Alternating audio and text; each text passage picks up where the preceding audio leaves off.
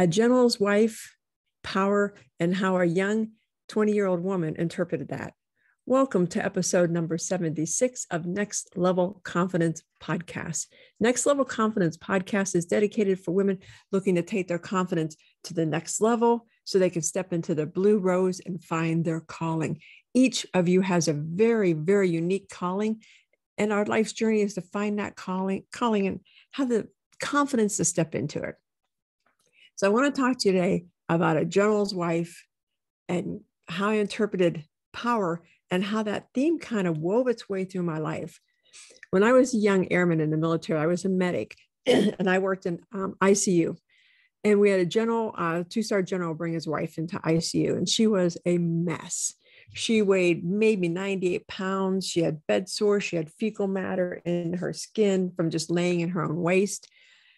She was just a mess. And the only reason why she went into ICU was because he was a general. She should have been out on the medical ward, but he didn't want everybody to see her. So we had to keep the ICU locked down while she was there. And I mean, no patients. We had to send everybody out, everything.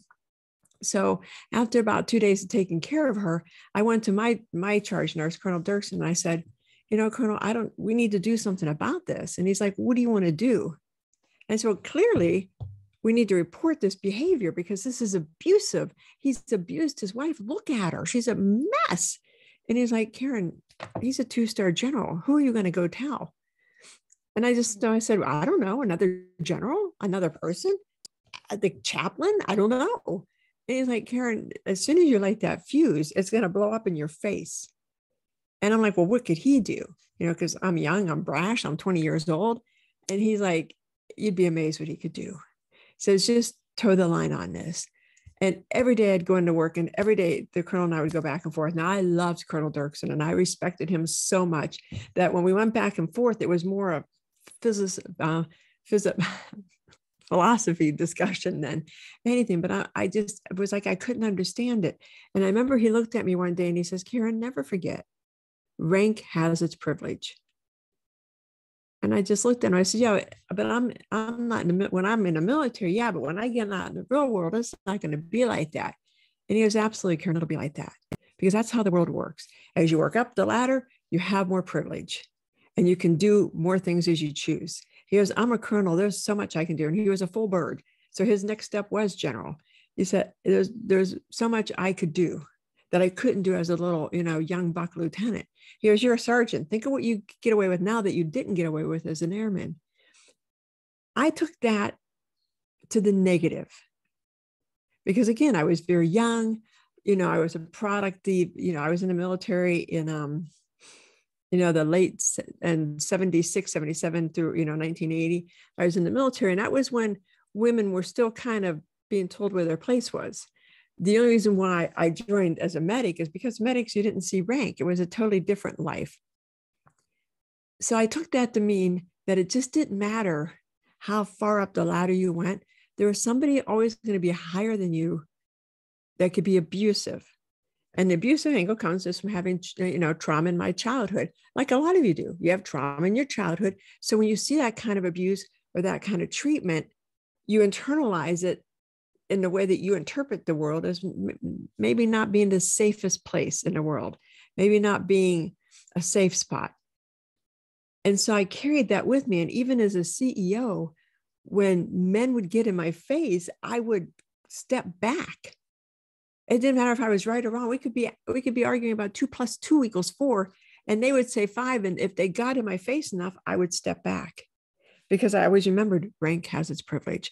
And in my mind, rank has a privilege becoming turned into, if you're a guy that gets in your face, you have the privilege, because he was a gruff, mean general. I'm sure he could have been the nicest. Well, he wasn't the nicest guy. I'm not even going to try to cover for him. When he would come in, everybody would just kind of stand there.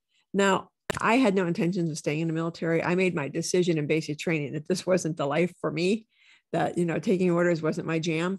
So I didn't back down to him, because I didn't care. I had a year left. I had my GI Bill. That's why I was there. I didn't care what he put in my records. Care less, because I was out in a year to go get my degree. So I would kind of go toe to toe with him respectfully, because he could still cause me, grief militarily wise. But by the time he left, you could tell that he, in fact, he told Colonel Dirksen, she's a fireball. You need to keep an eye on her. She's going to do well. And, when he left, Dirksen looked at me and said, I thought for sure he was going to tell me that I had to take, suspend you from a rank or do something. He goes, I was scared to death. But it didn't matter how he interpreted it. I interpreted that power can be bad. So I want you to think about over the course of your life, when you run into powerful people, how you have viewed that power. Because how you viewed that power in a younger age is how you view it in an older age. And you may not realize, like I did, that I was drawing this linkage. And I don't know what made me think of it. I just thought of it a couple months ago. I was sitting doing something, and all of a sudden it popped in my head.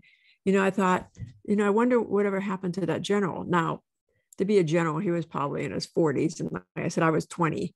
So, who knows if he's even still alive. But I thought, I wonder if he ever got caught or, because as the military evolved, stuff like that became very unacceptable. So I want you to look and think, take the time and think, how do you view power? How do you view your power? How do you view your role when, if you're in a discussion, do you back down at any point or do you keep going? How do you look at it? Do you hide from it? Because as a woman business leader, you've got to be able to go toe to toe. You've got to be able to hold your own. Otherwise, you're going to get your lunch handed to you. When I first started out, I was in my, I was 40 actually. I didn't hold my own. The first couple of years was very treacherous for me because everybody could just roll me. And even as I got older, depending on what type of guy, there was a certain male type that I would fold to. And I finally figured out what it is. So when I get around that type, I remind myself, don't be a wussy. So kind of view how you look at power with men, with women, with rank, meaning position. Doesn't mean you're in the military and he's a colonel and you're a sergeant and he's a general, CEO and COO or regional executive director or, line staff person, because there's a pecking order.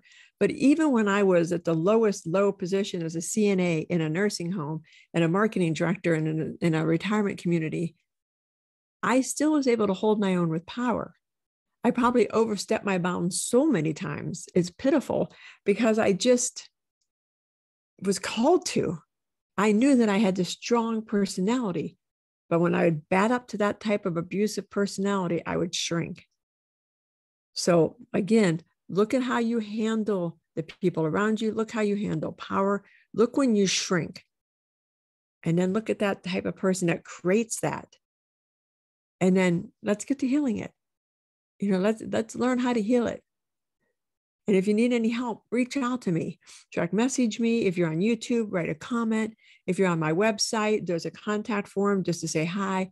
Facebook me. I have a group, Next Level Confidence group on Facebook. I'm on TikTok. Freaking love TikTok. I'm not going to lie. I love videos. And as people are always like, I can't believe you do a podcast. Well, I do a podcast because I can do the video and then wrap it into a podcast. So if you need any help, ladies, please let me know. Power is a fundamental tool of success.